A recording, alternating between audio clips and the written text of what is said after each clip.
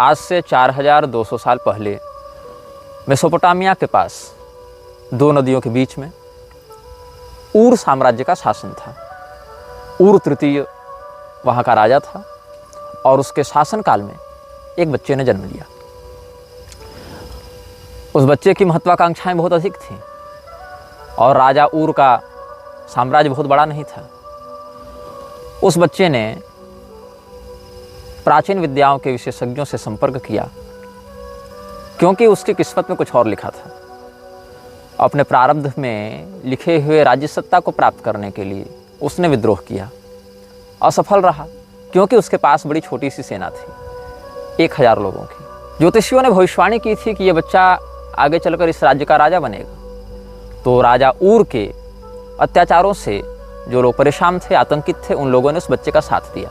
लेकिन लोगों की संख्या कम थी, 1000 लोग राजा के सामने कुछ भी नहीं थे। राजा ने विद्रोह को दबा दिया, बच्चे को मरवाने के फरमान जारी कर दिए गए। लेकिन बच्चा भाग निकला।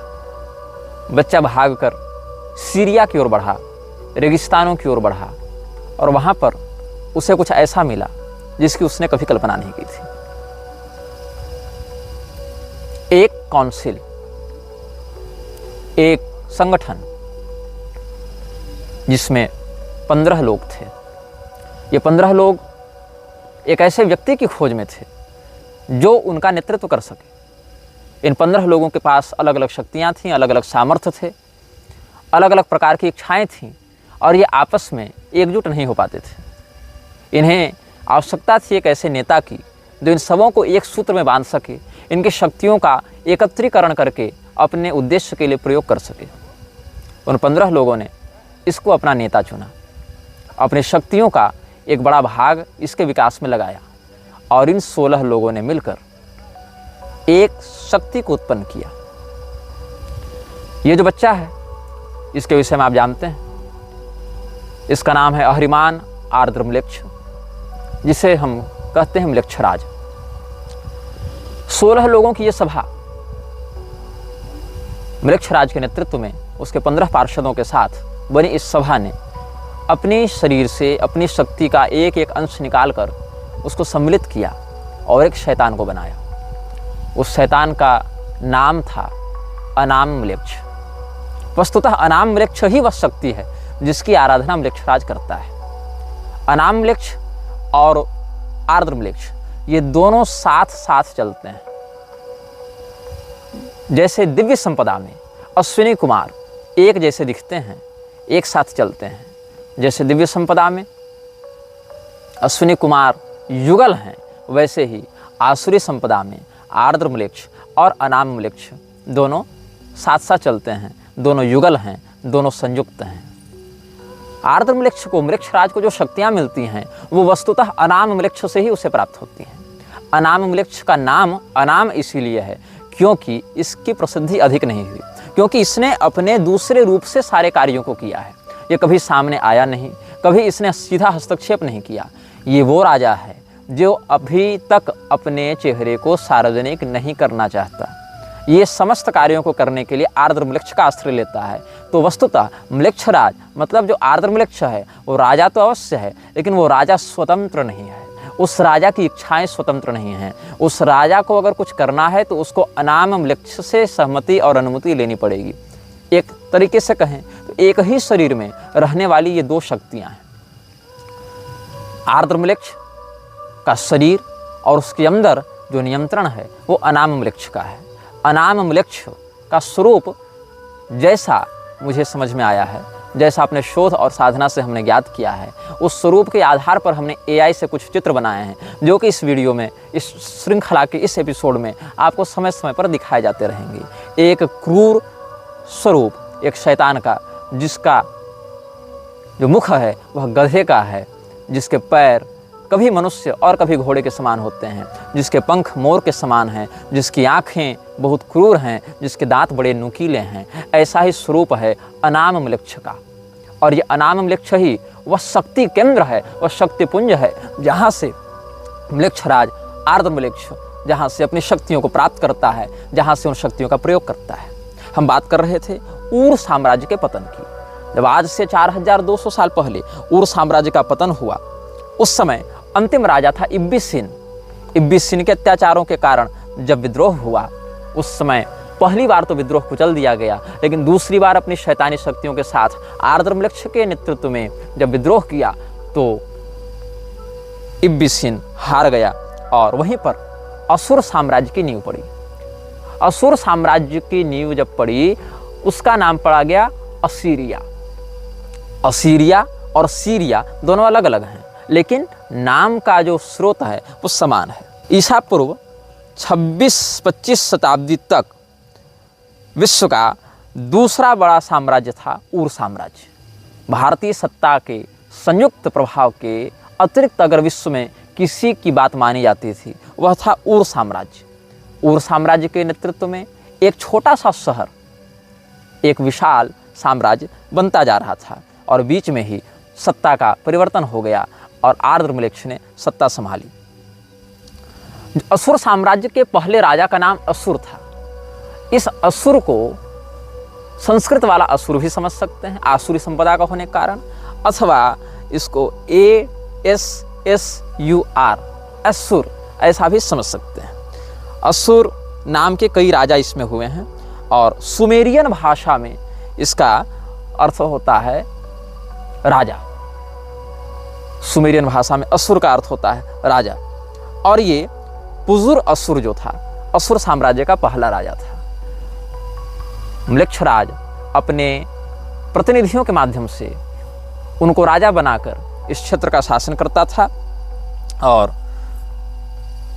म्लेच्छराज के द्वारा प्राप्त आसुरी शक्तियों का प्रयोग करके असुर साम्राज्य के राजा अपनी सेना का विकास करते रहे, आगे बढ़ते रहे। यद्यपि इनकी सेना बहुत बड़ी नहीं थी, किंतु इनकी योजना और इनका अनुशासन बहुत स्पष्ट होता था और इनके अनुशासन को भंग करने पर बहुत कठोर दंड दिया जाता था। हम आगे की श्रृंखलाओं में इनकी सेना की रणनीतियों पर चर्चा करेंगे और यह भी चर्चा करेंगे कि म्लेच्छराज के द्वारा बनाए गए अनुशासन कौन कौन से हैं। म्लेच्छराज ने अपने अनुयायियों के लिए 60 अनुशासन बनाए हैं। जो भी व्यक्ति म्लेच्छराज का अनुयायी बनेगा उसको इन 60 अनुशासनों का पालन करना पड़ेगा। अगर वह ऐसा नहीं करता है, वह कठोरतम दंड का पात्र होता है। मैंने कल बताया था शैतान के बहुत से नामों में एक नाम है स्तर। स्तर की आराधना करता हुआ यह असुर साम्राज्य आगे बढ़ता रहा। जब ये असुर साम्राज्य म्लेच्छराज की पूजा करता था और म्लेच्छराज के शरीर में घुसे हुए अनाम म्लेच्छ की पूजा करता था, तो उस समय उसका नाम होता था स्तर और उसके चारों ओर 4 वेदियां बनती थीं। उन चारों वेदियों पर नरबलि दी जाती थी। नरबलि के माध्यम से मनुष्य के बच्चे के खून के माध्यम से, अच्छा ये नरबलि जो है वो कोई सामान्य व्यक्ति की नहीं दी जाती थी, छोटे छोटे बच्चों की नरबलि दी जाती थी और उन नरबलियों के माध्यम से राजा हैं अपनी शक्तियों को प्राप्त करते थे। और कई बार उन नरबलियों को देने के लिए किसी शस्त्र का प्रयोग नहीं किया जाता था। नरबलियाँ दी कैसे जाती थी? उन चारों वेदियों के ऊपर हवन कुंड की स्थापना की जाती थी और अपने पहले बच्चे को असुर साम्राज्य का राजा उस आर्द्रमलेच्छ के नाम से या अनाममलेच्छ के नाम से उसी जलती हुई हवन कुंड में डाल देता था। मतलब असुर साम्राज्य के राजा का जो पहला बच्चा होगा, उस पहले बच्चे पर अधिकार अनाममलेच्छ का होगा और उसको देने के लिए उस बच्चे को हवन कुंड में डाला जाएगा। आप इस घटना से एक और बात सीख सकते हैं। पांचाल देश के राजा सोमक ने अपने पुत्र जमतु को भी इसी प्रकार से हवन कुंड में डाल दिया था। ये राजा द्रुपद के पूर्वज हुआ करते थे और इसके परिणाम स्वरूप उनको नरक भी जाना पड़ा था। ये राजा द्रुपद के 3-4 पीढ़ी पहले की बात है। द्रौपदी जी द्रुपद की पुत्री थी, उनके 3-4 पीढ़ी पहले की बात है, जब राजा सोमक ने बहुत पुत्रों की कामना से अपने इकलौते पुत्र जमतु को हवन कुंड में काट काट कर होम कर दिया था। यद्यपि उनको आगे बहुत से पुत्रों की प्राप्ति हुई, लेकिन इस कर्म के कारण उस यज्ञ को कराने वाले पुरोहित और राजा दोनों नरक गए थे। यहाँ पर भी कुछ ऐसी बातें देखने को मिली जहाँ पर आसुरी तत्व के उपासक ये असुर साम्राज्य के राजागण अपने पहले बच्चे को स्तर की मूर्ति के चारों ओर बने हुए 4 हवन कुंडों में, किसी भी एक हवन कुंड में, हवन कुंड तो 4 होते थे, उसमें वो बलिदान करने के लिए जलती हुई अग्नि में झोंक देते थे और आर्द्रमलेच्छ और अनामलेच्छ को तृप्त करते थे। तो वस्तुतः जो 15 पार्षद हैं वो इसको काउंसलर मानते हैं, जो काउंसिल का शासक है। काउंसलर कौन है? आर्द्रमलेच्छ। और चांसलर कौन है? इस शैतानी परिषद का जो चांसलर है, जो कुलपति है, जो अध्यक्ष है, वो है अनामम्लेक्ष। अनामम्लेक्ष सामान्यतया किसी विशेष शरीर में बाहर नहीं घूमता है, वो आर्द्रम्लेक्ष के अंदर ही एक शक्ति के रूप में बैठा रहता है। एक प्रकार से उसने पोसेस कर रखा है आर्द्रम्लेक्ष को। आर्द्रम्लेक्ष वस्तुतः प्रारंभ में बुरा नहीं था, वो एक अच्छा व्यक्ति था। इसके व्यक्तित्व की तुलना आप कर सकते हैं मार्वल कॉमिक्स के गौर से, जिसकी बेटी बीमार थी और गौर ने क्या किया, देवताओं से प्रार्थना की कि आप मेरी मरती हुई बेटी को बचा लें, और उस समय देवताओं ने उसका तिरस्कार किया। तो नेक्रोमेंसर नामक दिव्य तलवार का या शैतानी तलवार का आश्रय लेकर गौर ने अपनी मरती हुई बेटी के ऊपर हो रहे अन्याय का बदला लेने के लिए देवताओं को मारना प्रारंभ किया था। तो ये जो गौर का किरदार है, ये वस्तुतः आर्द्रम्लेक्ष से ही प्रेरित है। कहीं ना कहीं आर्द्रम्लेक्ष, अनामम्लेक्ष अपनी इन घटनाओं को सिनेमैटिक यूनिवर्स के माध्यम से आगे बढ़ाते हैं, जिसमें एक बहुत बड़ा स्थान डिज्नीलैंड का है, जिस पर आगे इस श्रृंखला में हम कभी चर्चा करेंगे कि कैसे म्लेच्छराज के माध्यम से डिज्नीलैंड को आगे बढ़ाया गया है और वहाँ कैसे कैसे शैतानी कृत्य होते हैं। इस पर हम आगे सप्रमाण चर्चा समयानुसार इसी श्रृंखला में करेंगे। तो इसी प्रकार से आर्द्रम्लेक्ष वस्तुतः एक अनाथ था, किंतु उसके भाग्य ऐसे प्रबल थे कि वहाँ के नक्षत्र विशारदों ने, ज्योतिषियों ने कहा कि इसमें राजा बनने का योग है। इसीलिए आर्द्रम्लेक्ष को जब काउंसिल ऑफ सैटर्न ने गोद लिया, उन 15 लोगों ने उससे अपना नेता चुना, क्योंकि वो लोग कुछ कर नहीं पा रहे थे एक नायक के अभाव में। तो आर्द्रम्लेक्ष के शरीर में उर्सी की शैतानी शक्ति ने हावी होना प्रारंभ किया और उसको एक विद्रोही से बना दिया, एक अत्याचारी। अत्याचार के विरोध में जिसने अपना खड्ग उठाया था, वो बन गया विश्व का सबसे बड़ा अत्याचारी। अनामम्लेक्ष की शक्तियाँ तब अधिक विकसित होती हैं जब आकाश में चंद्रमा अपनी पूर्णता को होते हैं। अनामम्लेक्ष चंद्रमा की कलाओं के आधार पर अपनी शक्तियों को घटाता और बढ़ाता है। यद्यपि अमावस्या को आसुरी शक्तियाँ अधिक प्रबल होती हैं, किंतु अनामम्लेक्ष की ऊर्जा चंद्रमा की कलाओं के आधार पर घटती बढ़ती हैं, ये इसकी विशिष्टता है। इसीलिए सामान्यतया पूर्णिमा की रात्रि को अनामम्लेक्ष की शक्तियाँ सर्वाधिक उत्कर्ष को प्राप्त होती हैं, जो कि आज भी अलग अलग शैतान के उपासकों के द्वारा आराधित हो रहे हैं। और संयोग से जब ये वीडियो रिकॉर्ड किया जा रहा है तो आज भी जो रात है वो पूर्णिमा की है। हम बात कर रहे थे अनामम्लेक्ष और आर्द्रम्लेक्ष की। वस्तुतः जो म्लेच्छराज के अंदर शक्ति है, भावना है, प्रवृत्ति है, उसका स्रोत जो अनामम्लेक्ष है, वही अलग अलग स्वरूपों में, अलग अलग सभ्यताओं में विभिन्न नामों से पूजा जाता रहा है। कुछ उसको लूसीफर कह देते हैं, कुछ उसको बफमेट कह देते हैं, कुछ सेखमेट कह देते हैं, कुछ उसको इब्लिस कह देते हैं, लेकिन वस्तुतः उसका जो नाम है वही अनाम है। कई बार सैन्य शक्ति से अधिक महत्व होता है रणनीति और योजना का।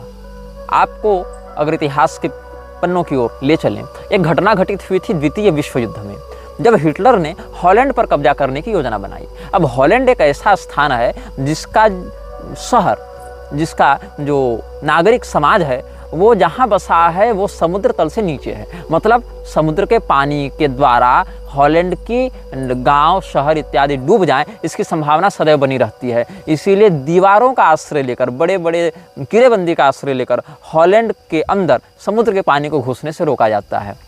हॉलैंड की अर्थव्यवस्था पर एक बहुत बड़ा बोझ हॉलैंड की दीवारों का निर्माण और उनकी मरम्मत करना हो जाता है। हॉलैंड के पास न उतनी तगड़ी सेना थी, न उतने अधिक पैसे थे, न अधिक संसाधन थे। हिटलर ने सोचा कि हम हॉलैंड पर अतिशीघ्र कब्जा कर लेंगे। हिटलर ने आक्रमण कर दिया। हॉलैंड ने अपनी कमजोरी को ही अपनी ताकत बना लिया। उसने यह फैसला दिया कि जिस भी गांव में या जिस भी सभ्यता की ओर हिटलर की सेना बढ़ेगी, उस गांव से संबंधित समुद्री दीवार को तोड़ दिया जाएगा।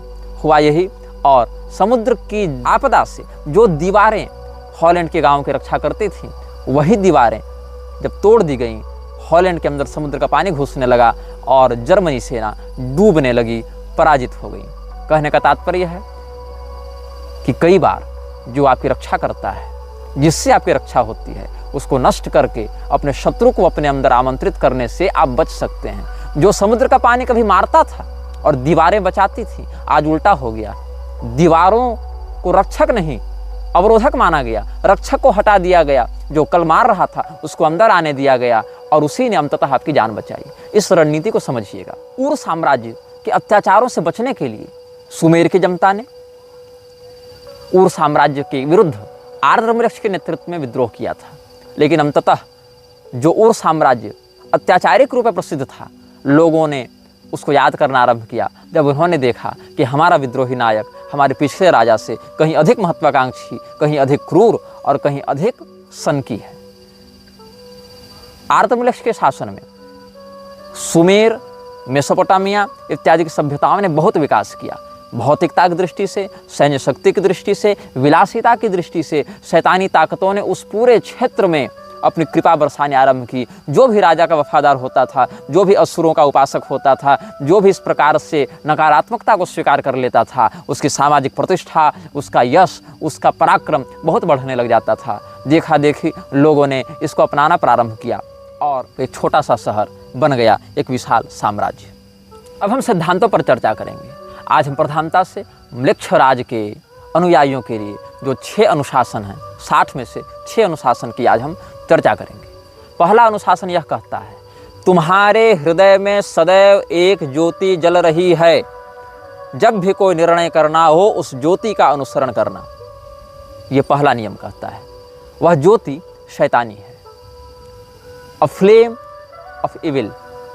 आपको अगर लॉर्ड ऑफ रिंग्स की घटना याद होंगी, वहाँ एक आँख थी, सैरोन की आँख, जो दहकती रहती थी। वो आग है, लेकिन वो आग नरक की आग है। वो ज्योति जो तुम्हारे हृदय में जल रही है, अगर तुम उसे स्वीकार करते हो तो ये अध्यात्म की ज्योति नहीं है, ये आत्मा की स्वयं प्रकाश ज्योति नहीं है, ये अनाम वृक्ष की ज्योति है। इसीलिए म्लेच्छराज के सभी अनुयायियों को अपने हृदय में उस ज्योति की स्थापना करनी होती है, जो आंतरिक रूप से उनका मार्गदर्शन करती है, उनके हृदय में वैसी प्रेरणाएं डालती हैं, उनके हृदय में वैसी भावनाएं डालती हैं कि बिना किसी संपर्क के केवल मानसिक परिचय और मानसिक संकेत और तरंगों के माध्यम से अपने गुलामों को अनुशासित किया जा सके, उनको नियंत्रित किया जा सके। तो म्लेच्छराज के अनुयायी सबसे पहले यह प्रतिज्ञा लेते हैं कि हमारे हृदय में अनाम वृक्ष की ज्योति सदैव जलती रहे। अनाम वृक्ष ने म्लेच्छराज के अनुसार दूसरा नियम बनवाया। वह यह है कि जो तुमसे प्यार करे उससे तुम भी प्यार करो। अब ये सब ऐसे नियम हैं जिनको सुनने पर लगता है कि एक आदर्श समाज की परिकल्पना की जा रही है, और इन नियमों को ऐसी शब्दावली में, ऐसी परिभाषा में आगे व्यक्त किया गया है कि लोगों की बड़ी आकर्षक लगती हैं। लोगों को लगता है ये तो बिल्कुल सच्चा मार्ग है, इसमें क्या बुराई है, इसमें क्या शैतानियत है, इसमें क्या नकारात्मकता है। सबसे बड़ी नकारात्मकता वही है जिसको आप न पहचान सकें, जो आपको अच्छाई का वेश बनाकर ठगे। अनाम वृक्ष ने म्लेच्छराज को कहा कि तुम दूसरा नियम यह बनाओ कि जो तुमसे प्यार करे उससे तुम भी प्यार करो।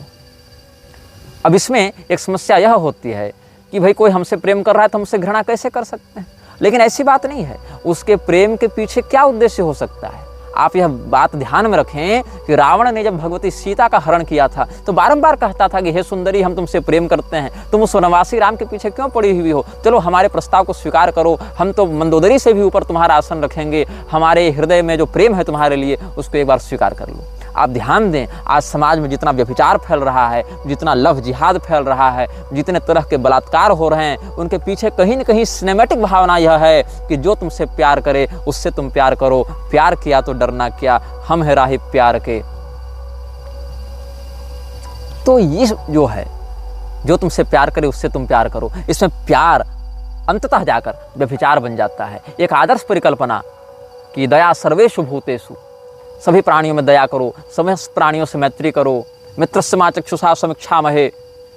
तो ये जो आर्ष भावना हमारी थी, उसी का स्रोत लेकर, उसी को आसुरी परिवेश में लपेटकर म्लेच्छराज ने दूसरा नियम बताया कि जो तुमसे प्यार करे उससे तुम भी प्यार करो। म्लेच्छराज ने एक तीसरा नियम बनाया कि अगर कोई तुम्हारा विरोध करता है, अगर कोई तुमसे घृणा करता है, अगर कोई तुमसे नफरत करता है, तो तुम उसके प्रति कोई शत्रुता का भाव मत रखो। इससे क्या होता है, म्लेच्छराज के जो अनुयायी हैं वो अपने चरित्र को समाज में इतने आदर्श और सहनशील के रूप में स्थापित करने में सफल हो जाते हैं कि आपको लगता है कि अरे मैंने इसको गाली दी लेकिन ये सहन कर गया, ये तो बहुत संत व्यक्ति है। अरे मैंने इसको फटकारा, इसको धिक्कारा, लेकिन ये सहन कर गया, इसके मन में तो क्षोभ नहीं हुआ, इसने तो मुझे पलटकर कोई गाली नहीं दी, अवश्य ये कोई बहुत सहनशील व्यक्ति है। आप ध्यान दें, एक तनु जो कपटी मुनि था, राजा प्रताप भानु के समान ऐसे ही काम क्रोध विजयी बनकर बैठा रहता था। राजा प्रताप भानु को लगा कि इनसे बड़ा सिद्ध, इनसे बड़ा जितेंद्रिय तो कोई दूसरा नहीं है। कालनेमी हनुमान जी के सामने जब राम राम का भजन किया तो हनुमान जी को भी एक क्षण को ऐसा लगा कि ये कोई बहुत सहनशील, कोई जितेंद्रिय संत है। तो जो बातें समाज में आदर्श के रूप में स्थापित हैं, उन्हीं बातों से प्रेरणा लेते हुए म्लेच्छराज ने ऐसे नियम बनाए जो बाहर से देखने से बड़े आदर्श, बड़े दिव्य, बड़े धार्मिक लगते हैं, बड़े सभ्य और शिष्टाचार से युक्त लगते हैं, लेकिन उनके अंदर की भावनाएं बड़ी विकृत होती हैं। इसलिए म्लेच्छराज के जो अनुयायी हैं वो समाज में ऐसी छवि बनाकर चलते हैं कि लोग यह समझें कि वे बड़े सहनशील हैं, बड़े गंभीर हैं, बड़े विवेकी हैं, बड़े प्रबुद्ध हैं, बड़े क्षमाशील हैं, बड़े सुलझे हुए व्यक्तित्व के धनी हैं। म्लेच्छराज के अनुयायियों के लिए चौथी अनिवार्यता यह है कि वो अपने मस्तिष्क को कभी खाली नहीं रख सकते। मतलब उनको सदैव कोई ना कोई योजना बनाती रहनी पड़ेगी। योजनाएं जब तक दिमाग में चलेंगी तब तक म्लेच्छराज को उतनी योजनाएं पता चलती रहेंगी। म्लेच्छराज अकेला व्यक्ति है और एक अकेला व्यक्ति हर प्रकार का चिंतन एक साथ नहीं कर सकता। लेकिन अगर उसको 10 लोग सलाह दे रहे हैं, 50 लोग परामर्श दे रहे हैं, 100 लोग परामर्श दे रहे हैं, तो 50-100 लोगों के विचारों के कारण एक साथ 50-100 विचारों से जुड़ सकता है। इसीलिए पहले नियम के अनुसार जो ज्योति हृदय में स्थापित है, उसी ज्योति के माध्यम से वो तुम पर नजर रखे हुए है। वो शैतानी ज्योति जो हृदय में तुमने संकल्प से स्थापित की है, उसकी गुलामी स्वीकार करके तुम अपने मन में जब योजनाएं बनाते हो, उन्हीं योजनाओं को वो सुनता है, वो समझता है, एक साथ उनको ग्रहण करता है। जैसे इंद्रिय विषयों को ग्रहण करती है, वैसे तुम्हारे हृदय की उस भावना को समझ लेता है, पकड़ लेता है। अगर तुमने एक बार अपना जीवन उसको सौंप दिया तो मानसिक रूप से तुम उससे बंध गए। फिर तुम जो जो योजना बनाओगे वो सारी बातें उसको पता चलती रहेंगी। अगर उसके विरुद्ध कुछ योजना बना रहे हो तो वह भी, और अगर उसके अभियान के लिए कुछ योजना बना रहे हो तो वह भी। इसीलिए म्लेच्छराज के अनुयायियों के लिए चौथी अनिवार्यता इस बात की होती है कि वो सदैव अपने मस्तिष्क में किसी न किसी प्रकार की योजना बनाते रहें, ताकि म्लेच्छराज को उनकी मानसिक स्थिति का सदैव अपडेट मिलता रहे, सदैव अद्यतित सूचना मिलती रहे कि मेरा यह सेवक मेरे विरुद्ध जा रहा है, मेरे अनुकूल जा रहा है, या इसमें किस प्रकार की शैतानी रचनात्मकता हो सकती है। म्लेच्छराज के अनुयायियों के लिए पांचवी अनिवार्यता है वचनबद्धता। अगर म्लेच्छराज का एक अनुयायी किसी दूसरे के प्रति कोई वचन दे देता है तो चाहे भौतिक रूप से उसको क्षति हो, चाहे उसकी इज्जत रहे न रहे, चाहे उसका पैसा रहे न रहे, चाहे उसका परिवार रहे न रहे, चाहे उसके शरीर के अंग भी काट कर अलग कर दिए जाएं, किंतु वह वचन नहीं तोड़ सकता है। वचनबद्धता पांचवा नियम है। म्लेच्छराज के अनुयायी अपने वचन को कभी भंग नहीं कर सकते। सत्य प्रतिज्ञ होना सनातन धर्म में बहुत श्रेष्ठ बात मानी गई है। राजा दशरथ, महाराज हरिश्चंद्र, शिवी इत्यादि राजाओं का बहुत उत्तम चरित्र है सत्यनिष्ठा के लिए। लेकिन इसी अच्छाई को शैतानी परिवेश में परोसते हुए म्लेच्छराज ने कहा कि बी अ मैन और वुमेन ऑफ वर्ड्स। तुम अपने मुख से निकले प्रत्येक शब्द को सत्य करने के लिए, चरितार्थ करने के लिए, बिना किसी विकृति के उस पर निष्ठा बनाए रखने के लिए बाध्य हो। तुम किसी भी परिस्थिति में हमारे प्रति किए गए समझौते को नहीं तोड़ सकते हो। अगर समझौता टूटेगा तो वह शरीर भी नष्ट किया जाएगा जिस शरीर के साथ इस समझौते को लिखा गया था, बांधा गया था। You can't make a pact with demon and you can't deny with it. आप अगर शैतान के साथ कोई समझौता करते हैं, वो समझौता उस शरीर के साथ ही खत्म होता है जिस शरीर के साथ आपने समझौता बनाया था। और अगर आपने यह समझौता अपनी चेतना से जोड़कर बनाया है, तब फिर आपकी पारलौकिक गति भी बाधित होगी। शरीर नष्ट होने के साथ साथ वो समझौता नष्ट नहीं होगा। फिर अगर शारीरिक केवल आपने बनाया है समझौता, तब शरीर नष्ट होगा। अगर समझौता टूटा तो आप मरेंगे। लेकिन अगर आपने अपनी चेतना उसको बेच दी है तो आपको इतना कुछ धन दौलत दे देगा, इतने बड़े स्तर पर पहुंचा देगा वह, कि आपको लगेगा कि विश्व मेरी उंगलियों पर नाच रहा है। लेकिन फिर वह आपकी चेतना को अपना वशीभूत करके, जिस प्रकार से प्रेत सिद्धि इत्यादि करके रख लेते हैं, वैसे ही आपकी ऊर्जा को वह अपना आहार बनाकर आपसे अपनी गुलामी अंतस्थित भाव से भी कराएगा। आपकी पारलौकिक गति में वह व्यवधान उत्पन्न करेगा। जैसे प्रेत की उपासना करने वाले लोग अंत में प्रेत गति को प्राप्त होते हैं, वैसे शैतान के साथ समझौता करने वाले लोग भी शैतान के ही गुलाम बन जाते हैं। म्लेच्छराज का बनाया हुआ छठा नियम पांचवें नियम से जुड़ा हुआ है। पांचवा नियम यह कहता है कि आप कभी भी अपने वचन को नहीं तोड़ सकते। लेकिन छठा नियम यह कहता है कि यदि बात आती है अपने हाउस को बचाने की, हाउस मतलब आपका घर नहीं, हाउस मतलब हाउस ऑफ काउंसिल, जहाँ पर आपकी शैतानी परिषद बैठी है, अगर उसके अस्तित्व की बात आती है तो आप अपने वचन को तोड़ेंगे। आप वहाँ पर कंप्रोमाइज़ करेंगे। आप वहाँ पर स्वयं को एक व्यक्ति मानकर नहीं चल सकते कि मैं एक व्यक्ति हूँ, मैंने वचन दिया। अगर संस्था को बचाने की बात आएगी तो आपको अपने वचन को अगर तोड़ना पड़ेगा, संस्था अगर वचन तोड़ने से बचेगी तो वहाँ पर आप अपने वचन को तोड़ेंगे। कुल मिलाकर बात यह है कि शैतानी परिषद का जो 15 लोग हैं और 16वां जो उनका नेतृत्व करता है आर्द्र म्लेच्छ, जिसके अंदर घुसा है 17वां तत्व अनाम म्लेच्छ, इसीलिए कहते हैं the council of 17 ruled by 2। ये भी शब्द बहुत स्थानों पर जो इस विषय में शोध करते हैं उनको मिलता है। काउंसिल ऑफ 17 रूल्ड बाय 2, 17 लोगों का यह परिषद है जिसमें 2 व्यक्ति शासन करते हैं। दिखते 16 हैं क्योंकि अनाम म्लेच्छ और आर्द्र म्लेच्छ तो एक ही शरीर में रहते हैं, लेकिन हैं वो 2।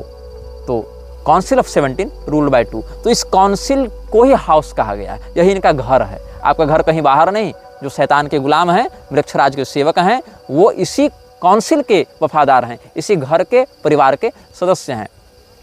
तो अगर वचन को पूरा करने से परिवार बचता है तो वचन पूरा किया जाएगा, तब आप वचन तोड़ नहीं सकते। और अगर वचन को तोड़ने से परिवार बचेगा तो आप वहाँ पर यह नहीं कर सकते कि हमने वचन दे दिया तो अब हम निभाएंगे, मेरी प्रतिष्ठा की बात है, बिल्कुल नहीं। आप कंप्रोमाइज़ करेंगे। यह 5वें नियम का एक अपवाद 6ठे नियम के रूप में बताया जाता है।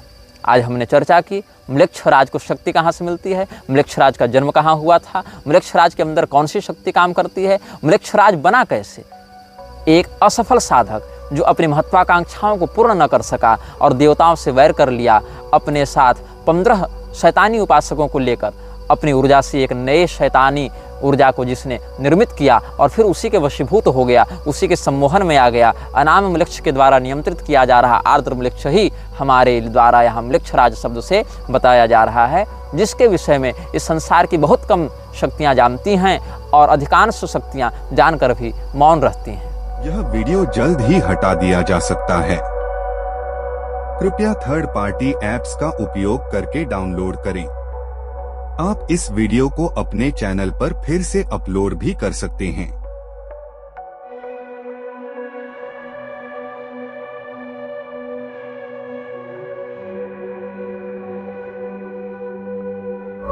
This video may get deleted soon. Please download using third-party apps. You may also re-upload this video on your channels. Thank you.